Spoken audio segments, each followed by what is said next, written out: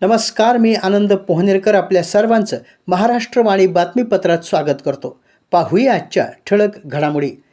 परभणी जिल्ह्यातून जाणाऱ्या शक्तिपीठ महामार्गाच्या मोजणीसाठी दाखल झालेल्या अधिकाऱ्यांना शेतकऱ्यांनी शुक्रवारी कडाडून विरोध केला.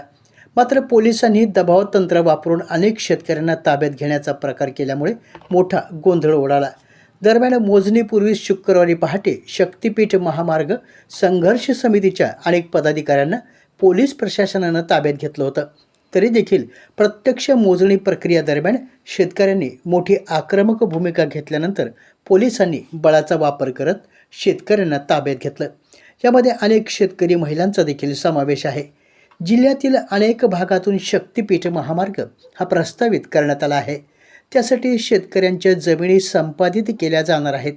या जमिनी संपादित करण्यासाठी मोजणीची प्रक्रिया करण्यासाठी प्रशासकीय यंत्रणा गुरुवारी जिल्ह्यात दाखल होणार हे निश्चित झाल्यानं गुरुवारी पहाटेच्या दरम्यान संभाव्य विरोध करणाऱ्या पदाधिकाऱ्यांना पोलिसांनी ताब्यात घेऊन स्थानबद्ध केलं.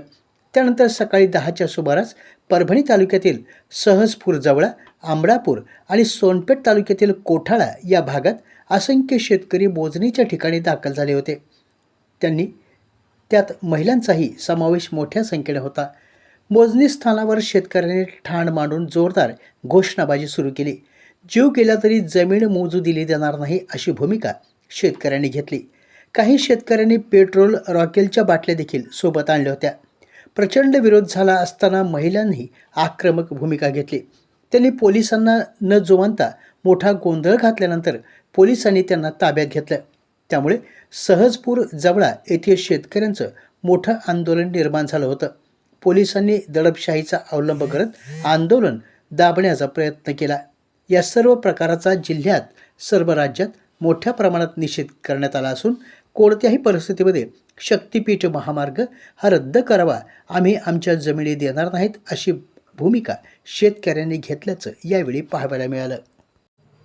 ग्रामीण भागातील उत्कृष्ट आरोग्य सेवेसाठी ग्रामीण रुग्णालय जिंतूरची वंदनीय बाळासाहेब ठाकरे आरोग्यरत्न पुरस्कार आणि महाआरोग्य सन्मान 2026साठी निवड झाली असून जिल्ह्यासाठी ही अभिमानाची बाब आहे. राज्याच्या सार्वजनिक आरोग्य राज्यमंत्री तथा जिल्ह्याच्या पालकमंत्री मेघना साकोरे बोर्डीकर यांच्या विशेष मार्गदर्शनाखाली तसेच जिल्हा शल्यचिकित्सक डॉक्टर नागेश लखमावार, अतिरिक्त जिल्हा शल्यचिकित्सक डॉक्टर सारिका बडे, निवासी वैद्यकीय अधिकारी डॉक्टर कल्याण कदम, डॉक्टर रविकरण चांडगे, डॉक्टर मस्के, वैद्यकीय अधीक्षक ग्रामीण रुग्णालय जिंतूर यांच्या नेतृत्वाखाली रुग्णालयातील सर्व डॉक्टर्स, नर्सिंग स्टाफ, तांत्रिक आणि अतांत्रिक कर्मचारी तसेच वर्ग 4 कर्मचाऱ्यांनी अतिशय उत्कृष्ट रुग्णसेवा दिली. खाट, बाह्यरुग्ण विभाग, आंतररुग्ण विभाग, मोठ्या आणि लघु शस्त्रक्रिया, सामान्य प्रसूती तसेच सिझेरियन प्रसूती या विविध निकषांवर ग्रामीण रुग्णालयातील श्रेणी अंतर्गत ग्रामीण रुग्णालय जिंतूरची सदर पुरस्कारासाठी निवड करण्यात आली आहे. या उल्लेखनीय यशाबद्दल सर्व स्तरातून ग्रामीण रुग्णालय जिंतूरचे कौतुक करण्यात येत असून ग्रामीण भागातील आरोग्यसेवा अधिक सक्षम आणि गुणवत्तापूर्ण करण्यासाठी हे यश प्रेरणादायी ठरणार आहे. विद्यार्थी मित्रांनो, आता स्वतःमधील आत्मविश्वास हा वाढलेला आहेच. आता ध्येय निश्चित करून त्या स्वप्नांचा पाठलाग करा. आत्मविश्वास हाच यशाचा मार्ग आहे असे प्रतिपादन नाट्यकलावंत किशोर पुराणिक यांनी केलं आहे. नरसिंह माध्यमिक आणि उच्च माध्यमिक विद्यालय पोखर्णी नरसिंह येथील 10वीच्या विद्यार्थ्यांना निरोप समारंभ प्रसंगी ते बोलत होते. या कार्यक्रमाच्या अध्यक्षस्थानी प्राचार्य गोपाळ मोरे तर प्रमुख अतिथी म्हणून नाट्यकलावंत किशोर पुराणिक, मुख्याध्यापक उपेंद्र दुधगावकर, प्रकाश बुजुर्गे, नानासाहेब पवार यांची उपस्थिती होती. यावेळी 10वीच्या विद्यार्थिनी गायत्री सर्वदे, श्रावणी सूर्यवंशी, संस्कृती रेकडवाड, पूनम मासोळीकर, श्रद्धा वाघमारे आदी विद्यार्थिनींनी आपल्या भावना यावेळी व्यक्त केल्या. मराठी पत्रकारितेचे आद्यजनक दर्पणकार आचार्य बाळशास्त्री जांभेकर यांच्या जयंतीनिमित्त आज जिल्हाधिकारी कार्यालयात जिल्हाधिकारी संजय सिंह चव्हाण यांनी त्यांच्या प्रतिमेस पुष्पहार अर्पण करून अभिवादन केलं.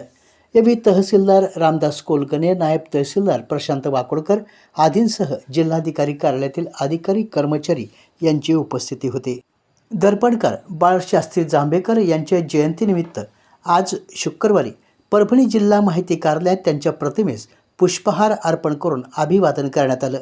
यावेळी माहिती अधिकारी प्रभाकर भारते, लिपिक गजानन शिंदे, सरस्वती साखरे, ज्ञानोबा पांचाळ, दीपक पवार, पांडुरंग दुधाटे यांची विशेष उपस्थिती होती। भारतीय बौद्ध महासभा जिल्हा शाखा परभणीच्या वतीनं बोधिसत्व डॉक्टर बाबासाहेब आंबेडकर मोफत विधी सहाय्यता आणि सल्ला केंद्राचं उद्घाटन करण्यात आलं। या कार्यक्रमाच्या अध्यक्षस्थानी जिल्हाध्यक्ष डॉक्टर एम भरणे तर उद्घाटक म्हणून विधी सेवा प्राधिकरणाचे सचिव न्यायमूर्ती भूषण काळे यांच्यासह बाबासाहेब धबाले, प्राध्यापक डॉक्टर भीमराव खाडे, ज्येष्ठ विधिज्ञ LR Sabale, advocate SR Pawar, advocate Suresh Dhabale, advocate Dhanraj Sonkamble आदी पदाधिकारी यावेळी उपस्थित होते। आपल्या जिल्ह्यातील अपडेट बातम्या पाहण्यासाठी आमच्या महाराष्ट्रवाणी या चॅनलला लाईक करा, सबस्क्राईब करा आणि शेअर करा। धन्यवाद।